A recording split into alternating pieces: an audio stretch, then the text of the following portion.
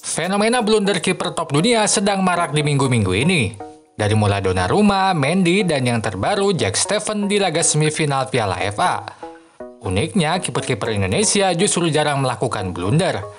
Mengapa itu bisa terjadi? Faktor apa saja yang menyebabkan kiper-kiper top dunia justru lebih sering melakukan blunder? Bila kamu ingin tahu jawabannya, tonton terus video ini.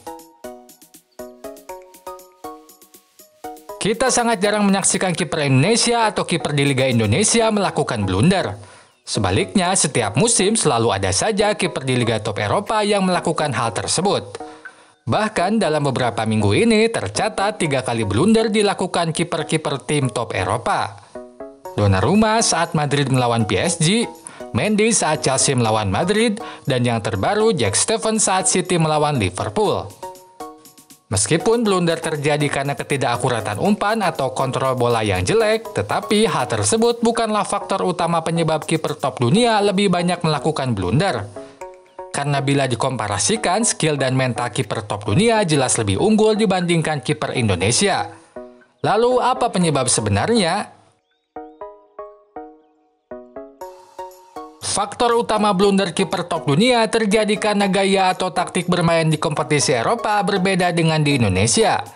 Di Indonesia, saat bola mulai dikuasai kiper atau bek lawan, pemain hanya melakukan pressing sampai pada bek. Sangat jarang pemain yang melakukan pressing sampai ke kiper.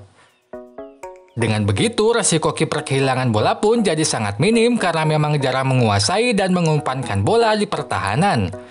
Misalnya pada cuplikan ini, saat Imade menguasai bola, tak ada pemain Persebaya yang melakukan pressing.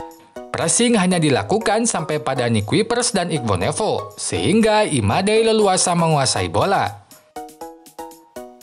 Hal yang sama pun terjadi di level timnas Indonesia. Saat Indonesia melawan Malaysia, pemain Indonesia hanya melakukan pressing sampai pada bek, sehingga ia leluasa menguasai dan mengumpankan bola. Kalaupun sesekali pemain Indonesia melakukan pressing ke kiper, kiper Indonesia selalu langsung membuang bola atau melakukan umpan jauh. Contohnya pada cuplikan ini, Hernando langsung melakukan umpan jauh saat dipressing oleh David da Silva. Dari penjelasan-penjelasan tersebut, bisa disimpulkan kiper Indonesia tidak dilibatkan dalam build-up serangan. Hal tersebut berbeda dengan kompetisi top Eropa. Saat bola mulai dikuasai kiper atau bek lawan, pemain akan dominan melakukan pressing sampai kiper. Namun berbeda dengan pelatih di Indonesia yang menginstruksikan kiper untuk tidak lama menguasai bola, di Eropa justru kiper diminta untuk menguasai bola dan ikut serta melakukan build up. Seolah-olah kiper menjadi bek tambahan yang membantu mengalirkan bola dari belakang ke tengah. Kondisi inilah yang menyebabkan tekanan pada kiper dunia lebih tinggi berkali-kali lipat saat build up dilakukan, sehingga potensi melakukan kesalahan jauh lebih besar. Sebagai contoh, lihatlah blunder Donnarumma berikut. Kimpembe melakukan umpan ke Donnarumma. Benzema melakukan pressing, Donnarumma tidak langsung membuang bola dengan niat memberikan umpan pada Hakimi. Namun bola berhasil direbut dan gol Madrid pun tercipta. Contoh lainnya pada blunder Jack Steffen di laga City melawan Liverpool. Saat City kesulitan dalam mengalirkan bola ke depan, Jones mencoba mencari solusi dengan melibatkan kiper Jack Steffen dalam build up. Maka ia mengumpankan bola ke belakang. Steffen pun tidak membuang bola. Ia justru menahan bola dengan niat memberikan umpan pendek ke kiri atau ke kanan. Namun ia tak sadar mana yang menerjang dengan cepat. Bola pun berhasil direbut dan gol pun tercipta.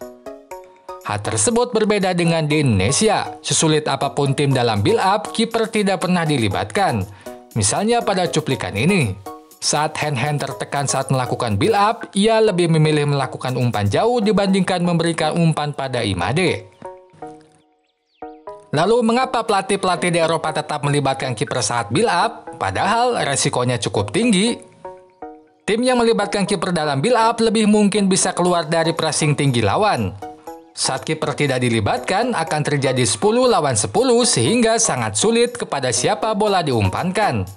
Namun saat kiper dilibatkan, terjadi 11 lawan 10 sehingga akan ada satu pemain yang tidak terjaga dan bola pun dapat diumpankan pada pemain tersebut. Dengan begitu, tim dapat keluar dari pressing dan serangan dapat dilakukan. Taktik ini memang ibarat pisau bermata dua. ampuh dalam melepaskan diri dari pressing lawan, tetapi beresiko bola terebut dari kiper. Itu juga menjawab mengapa saat Chelsea lawan Madrid, Rudiger membiarkan bola dikuasai oleh Mendy, padahal ia bisa saja terus mengejarnya. Jawabannya karena Mendy memang dilibatkan dalam build-up agar terjadi 11 lawan 10 di atas lapangan. Namun umpan Mendy begitu buruk sehingga bola bisa direbut oleh Benzema. Lalu mengapa klub atau timnas Indonesia tidak melakukan taktik ini? Kemungkinan terbesar karena skill dan mental pemain Indonesia belum ada di level yang cukup untuk menerapkan taktik tersebut. Rata-rata kiper di Indonesia masih bertipe tradisional. Artinya persyaratan kiper hanya cukup menjaga gawang agar tidak kebobolan. Padahal di era modern, peran kiper tidak hanya saat bertahan tetapi juga terlibat dalam memulai serangan.